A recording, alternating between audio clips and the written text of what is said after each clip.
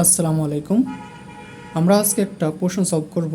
এটা পদার্থবিজ্ঞান দ্বিতীয় পত্র স্থির তড়িৎ, চট্টগ্রাম বোর্ড 2023।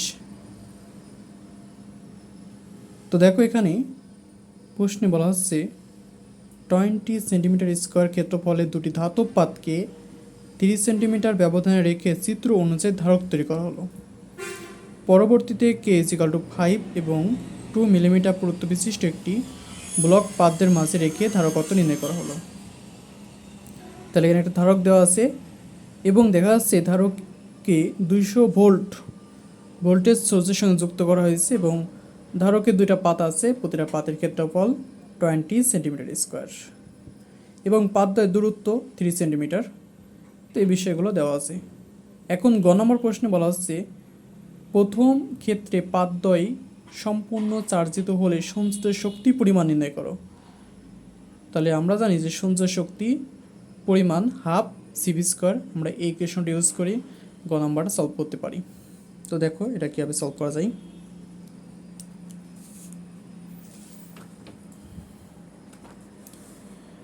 তাহলে আমরা যে প্রথমে শুরু করি গ নাম্বারটা।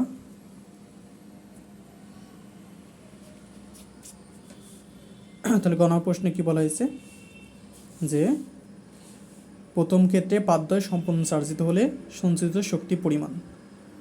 তাহলে সঞ্চয় শক্তি পরিমাণ যদি লিখি আমরা,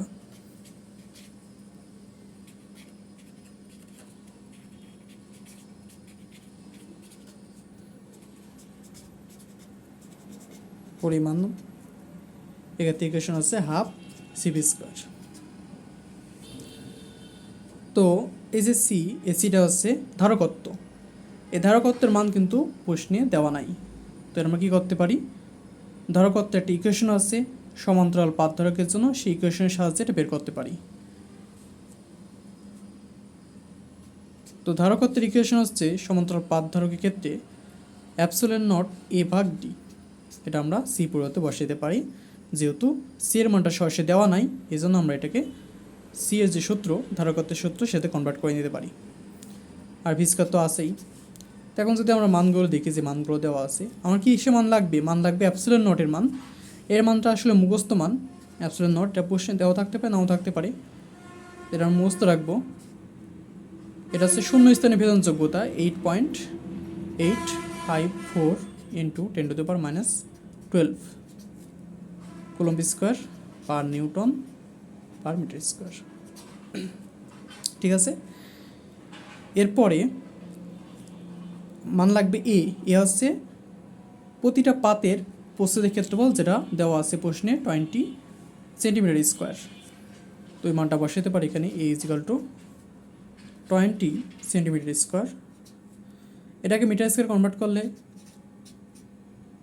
10⁻⁻4 মিটার স্কোয়ার। মান লাগবে ডি এর মান প্রশ্নে দেওয়া আছে। পাতদের মধ্যবর্তী দূরত্ব 3 সেন্টিমিটার।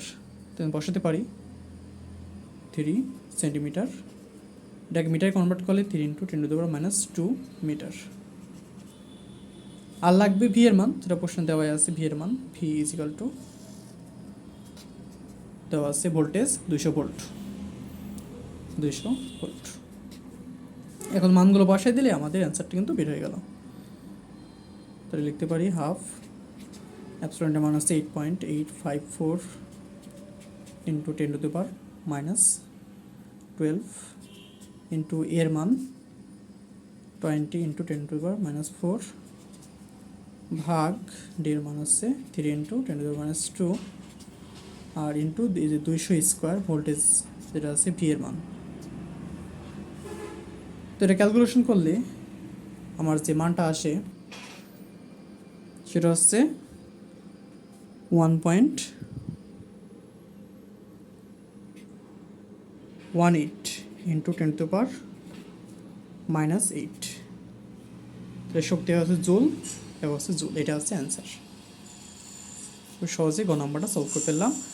এখানে বের করতে বলা হয়েছিল সঞ্চিত শক্তি পরিমাণ, যার equation half CV square. C দেওয়া নাই, এই জন্য এটাকে কনভার্ট করে নিলাম। সমান্তরাল পাতের ধারকত্বের সূত্র অ্যাপসিলন এ ভাগ ডি। এখন এই যে চারটা epsilon not A D V সব মান দেওয়া আছে, মানগুলো বসাই দিলে আমরা শক্তিটা পেয়ে যাচ্ছি। তো এখন দেখো ঘ নম্বরটা আমরা সলভ করার চেষ্টা করি। যদি এখানে ঘ নম্বর প্রশ্নে বলা হয়েছে প্রথম ক্ষেত্রের তুলনায় দ্বিতীয় ক্ষেত্রে ধারকের কিরূপ পরিবর্তন হবে। তো প্রথম ক্ষেত্রে আমরা অলরেডি ধারকটা পাইছি বা ধারকত্ব বলতে পারি এটাকে আমরা, সেটা হচ্ছে এই যে মানটা ধারকত্ব। তো এখানে আসলে বের করেছিলাম না, তো আমরা এটা বের করতে পারি। প্রথম ক্ষেত্রে ধারকত্ব যেটা, প্রথম ক্ষেত্রে ধারকত্ব যদি আমরা C1 ধরি, C1 সমান ধারকত্বের সূত্র অ্যাপসিলন নট A ভাগ D। তো এই মানগুলো সব দেওয়া আছে 8.854 ইন্টু 10⁻⁻12। এর মান আমরা দেখেছি গ নম্বরে, এর মান হচ্ছে 20 ইন্টু 10⁻⁻4 মিটার স্কোয়ার, আর ডি এর মান 3 ইন্টু 10⁻⁻2 মিটার। এখন যদি আমরা এটা ক্যালকুলেশন করি তাহলে আমরা ধারকত্ব সিওনের মানটা পেয়ে যাব। এক্ষেত্রে আমার মানটা পাচ্ছি 5.90 ইন্টু 10⁻⁻13 ধারকত্ব এত ফ্যারাডে। তো ধারকত্বের একক হচ্ছে ফ্যারাডে, ঠিক আছে। তাহলে আমরা ধারকত্বটা পাই গেলাম। এখন আমরা দ্বিতীয় ক্ষেত্রে দেখো কী বলা হয়েছিল প্রশ্নে। দ্বিতীয় ক্ষেত্রে বলা হয়েছিল যে প্রথম ক্ষেত্রের তুলনায় দ্বিতীয় ক্ষেত্রে ধারকত্ব কী পরিবর্তনে বের করতে হবে। তো দ্বিতীয় ক্ষেত্রে বলা হয়েছিল পরবর্তীতে K=5 এবং 2 মিলিমিটার পুরুত্ব বিশিষ্ট একটি ব্লক পাতদের মাঝে রেখে ধারকত্ব নির্ণয় করা হলো। তাহলে এখন যে একটা নতুন পাত আমরা রাখলাম এবং তার পুরুত্ব দেওয়া আছে, এক্ষেত্রে একটা নতুন ইকুয়েশন আসবে। দেখো যখন আমরা একটা পাত রাখবো ধারকের মাঝে, সেক্ষেত্রে আমার ইকুয়েশন যেটা আসবে, দ্বিতীয় ক্ষেত্রে আমরা ধারকত্বটা বের করব। ক্ষেত্রে ধারকত্ব আমরা C2 ধরি, এক্ষেত্রে যে ইকুয়েশনটা হচ্ছে অ্যাপসিলন নট A ভাগ D minus T into 1 minus 1 ভাগ K। ঠিক আছে, আমরা ইকুয়েশনটা ইউজ করব যখন সমান্তরাল পাত ধারকের মাঝে একটা কে মানে কে একটা মান থাকবে এবং তার পুরুত্ব থাকবে এমন একটা ব্লক যখন স্থাপন করব তার মাঝে, তখন আমরা এই সূত্র ইউজ করব। তাই মানগুলো বসাই দিই আমরা। অ্যাপসিলনের মান 8.854 ইন্টু 10⁻⁻12। এর মান যা আছে তাই 20 ইন্টু 10⁻⁻4। আর যে ডি এর মান পাতদের মধ্যে দূরত্ব যেটা ছিল 3 ইন্টু 10⁻⁻2 মাইনাস এই টিটা হচ্ছে কি দেখো, এখানে বলা হয়েছিল যে 2 মিলিমিটার পুরুত্ব বিশিষ্ট। তো এখানে এই সূত্রে টিটা হচ্ছে পুরুত্ব, তাহলে পুরুত্ব আছে 2 মিলিমিটার, মানে 2 ইন্টু 10⁻⁻3 মিটার, 1 মাইনাস 1 ভাগ 5 কে এর মান দেওয়া আছে 5। ঠিক আছে, তাহলে আমরা এটা ক্যালকুলেশন করলে কিন্তু চিত্রটা পেয়ে যাচ্ছি। এটা ক্যালকুলেশন করলে যেটা হয়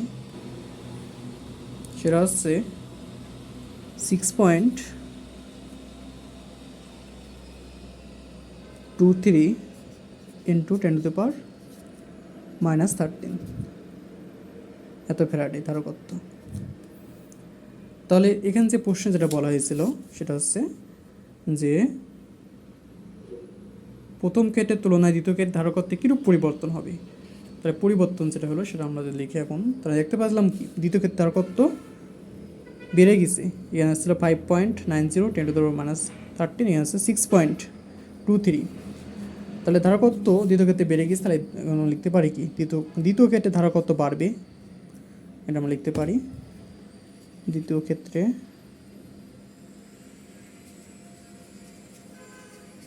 ধারকত্ব বাড়বে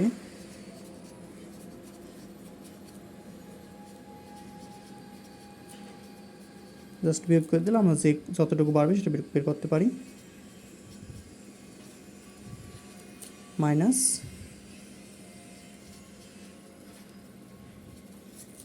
ঠিক আছে, আমরা বিয়োগ করে দিই এটা, তাহলে কিন্তু আমরা অ্যান্সারটা পেয়ে যাই। এক্ষেত্রে এটা আমরা পাচ্ছি 3.35 ইন্টু 10⁻⁻14 এত ফ্যারাডে এটা হচ্ছে বাড়বে। এটা হচ্ছে আমাদের অ্যান্সার। আশা করছি সম্পূর্ণ ম্যাথটা বুঝতে পেরেছো। খুবই সহজ একটা ম্যাথ ছিল। ধন্যবাদ সবাইকে।